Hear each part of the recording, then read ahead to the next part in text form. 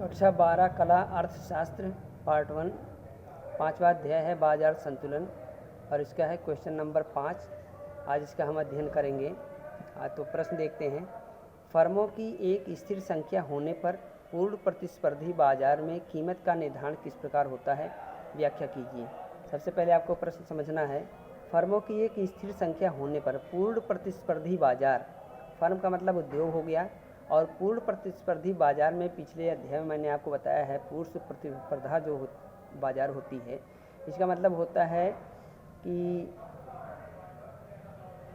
बाजार में क्रेता विक्रेताओं की संख्या ज़्यादा होती है, बाजार का पूर्ण ज्ञान होता है, समरूप वस्तु यानी एक तरह की वस्तुएं होती हैं तथा फर्म का प्रवेश और बहिर्गमन होता है। ये पूर्ण प्रतिस्पर्धी बाजार की विशेषता है।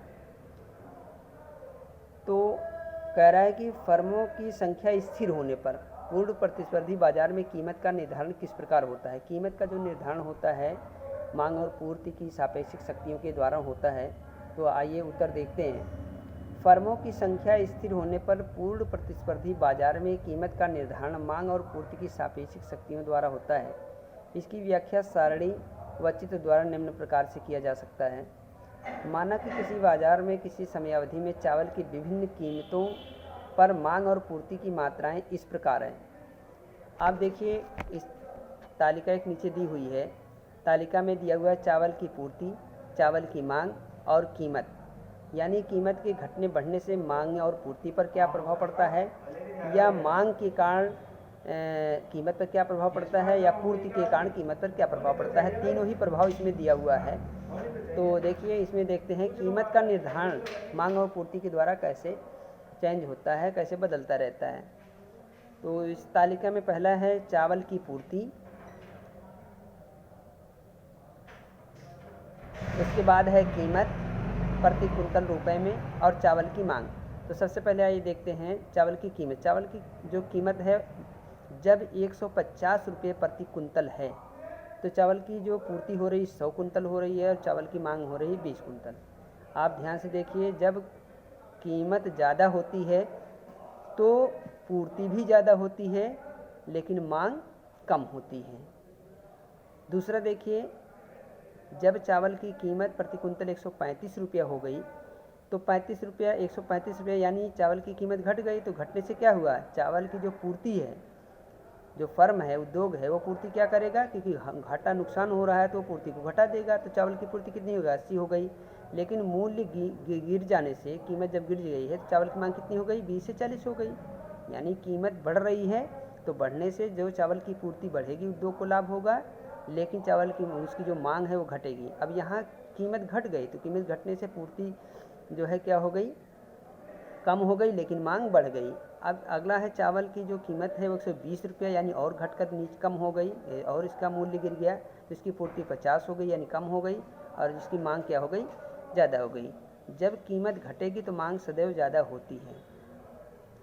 आगे है चावल की कीमत और भी घट के 100 रुपया हो गई प्रति कुंतल। तो 100 रुपया प्रति कुंतल होने से क्या हो गया कि चावल की मांग और ज़्यादा बढ़ गई और चावल की कीमत 85 रुपया यानी और ज़्यादा घट गई तो इसकी मांग हो गई 130 और इसकी पूर्ति हो गई 20। ऐसा इसलिए होता है क्योंकि कीमत घटने से जो उद्योग हैं, फर्म हैं, वो उत्पादन को घटा देते हैं, पूर्ति को कम कर देते हैं, क्योंकि इससे उनको नुकसान होता है। लेकिन मांग जो है वो बढ़ जाती है क्योंकि मूल्य कम होने पर मांग सदैव ज़्यादा होती है।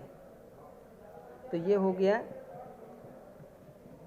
कीमत का निर्धारण, मांग और पूर्ति की सापेक्षिक शक्तियों के द्वारा कीमत का निर्धारण होता है। यानी कीमत जो है मांग और पूर्ति की सापेक्षिक शक्तियों के द्वारा चलता है। मांग अगर ज़्यादा हो जाती है तो पूर्ति जो है पूर्ति बढ़ जाती है, कीमत भी बढ़ जाती है। मांग अगर कम हो जाती है तो पूर्ति भी कम हो जाती है और उसकी कीमत भी कम हो जाती है।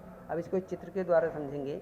उपर्युक्त तालिका से स्पष्ट कि बाजार में केवल 120 रुपया प्रति कुंतल का भाव ही ऐसा भाव है जहां मांगी जाने वाली मात्रा मांग विक्रय हेतु प्रस्तुत मात्रा पूर्ति के बराबर है। यानी इसमें आप देखेंगे जो कीमत 120 रुपया है तो 120 रुपया में हमारी मांग भी 50 है और पूर्ति भी 50 है। तो यही हमारा कीमत निर्धारण बिंदु है। अन्य शब्दों में 50 कुंतल चावल मांग पूर्ति की संतुलन मात्राएँ हैं और रुपया 120 प्रति कुंतल का भाव संतुलन मूल्य है। संतुलन जो मूल्य है मैंने पहले बताया था कि जहाँ मांग पूर्ति बराबर होती है वही संतुलन मूल्य होता है। तो इस जो तारीख दी गई संतुलन जो मूल्य इसमें हमारा 120 रुपया है, क्योंकि यहाँ मांग और पूर्ति दोनों बराबर है। अब इसको हम एक चित्र के द्वारा समझते हैं। चित्र में आइए देखते हैं, नीचे यहाँ पर OX रेखा और OY रखा है। OX रेखा पे मांग और पूर्ति दिया हुआ है और OY रेखा पर कीमत या मूल्य दिया हुआ है। इसमें संतुलन मूल्य दिया हुआ है, निर्धारित मूल्य दिया। निर्धारित मूल्य में से आप देखिए कि OP जो रेखा है हमारा संतुलन मूल्य है, क्योंकि OP जो रेखा है इस ये OP रेखा पर 120 रुपये कीमत पर मांग और पूर्ति दोनों बराबर हैं। 120 जो रेखा है, 120 जो रुपया है वही हमारा संतुलन मूल्य है। तो OP हमारा संतुलन मूल्य है। OP E बिंदु पर देखिए जो है हमारी जो मांग और पूर्ति रेखाएं एक जगह काटती हैं, तो इसका मतलब बराबर है। इसमें जो दो वक्र दिए हुए हैं, SS पूर्ति रेखा, DD हमारी मांग रेखा है। तो मांग और पूर्ति जो रेखाएं हैं E बिंदु पर काटती हैं, तो E बिंदु पर जो हमारा है वो संतुलन मूल्य OP हमारा संतुलन मूल्य है। अब इसमें देखिए कि जो है कीमत के बढ़ जाने से मांग पूर्ति पर क्या असर होता है और कीमत के घट जाने से मांग पूर्ति पर क्या असर होता है। तो इसमें चित्र के द्वारा देखिए, जब पहले हमारा संतुलन मूल्य था 20 रुपया, अब हमारा जो मूल्य है, जो कीमत है OP से OP1 हो गई। इसका मतलब कीमत बढ़ गई। तो कीमत बढ़ गई तो क्या हो जाएगा, कीमत बढ़ने पर पूर्ति बढ़ जाती है लेकिन मांग क्या हो जाती है, कम हो जाती है। तो OP से OP1 हो गई।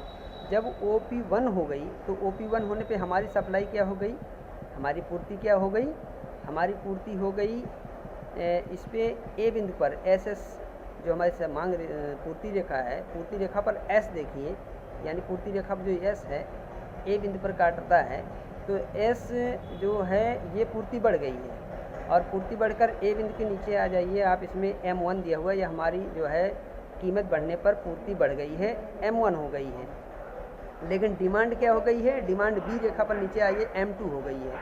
यानी कीमत बढ़ गई, तो कीमत बढ़ने से हमारा डिमांड रेखा B दिया हुआ है, तो B से नीचे आ जाइए, B से नीचे आप दिया हुआ M2। इसका मतलब जो है हमारी मांग कम हो गई। भाई जब कीमत बढ़ जाएगी तो पूर्ति बढ़ जाएगी, लेकिन उसकी जो डिमांड है वो कम हो जाएगी। अब एक और बिंदु इसमें देखते हैं, इसमें दिया हुआ OP हमारा जो संतुलन बिंदु है, तो OP संतुलन बिंदु से अब हमारा संतुलन जो कीमत है उससे भी कम हो गई।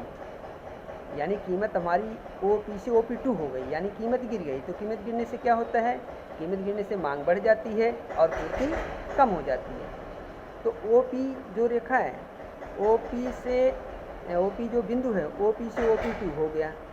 OP2 हो गया तो OP2 होने पर क्या हो गया, यानी कीमत गिरने पर क्या हो गया, तो कीमत गिरने पर आप देखिए डिमांड हमारा D बिंदु देखिए, DD रेखा पर D बिंदु है, D बिंदु से नीचे M3 हो गया। M3 का मतलब क्या होगा, डिमांड ज़्यादा हो गई, लेकिन सप्लाई जो SS रेखा पर C बिंदु है, C बिंदु पर हमारा देखिए C से M4 यानी पूर्ति कम हो गई। जब कीमत गिर गई तो फर्म क्या करेगी, घाटा होने के कारण उसको सप्लाई को कम कर देगी। तो इस तरह से जो है कीमत के बढ़ने पर पूर्ति बढ़ती है लेकिन मांग घटती है, और कीमत के घटने पर मांग बढ़ती है और पूर्ति घटती है। तो ये जो है मांग और पूर्ति के द्वारा जो कीमत का निर्धारण होता है, इसको मैंने भली भांति आपको समझा दिया है और मैं समझता हूँ कि आपको समझ में आ गया होगा। तो आज के वीडियो में बस इतना ही। इसके अगला सवाल जो होगा वो अगली वीडियो में आपको बताया जाएगा। Thank you.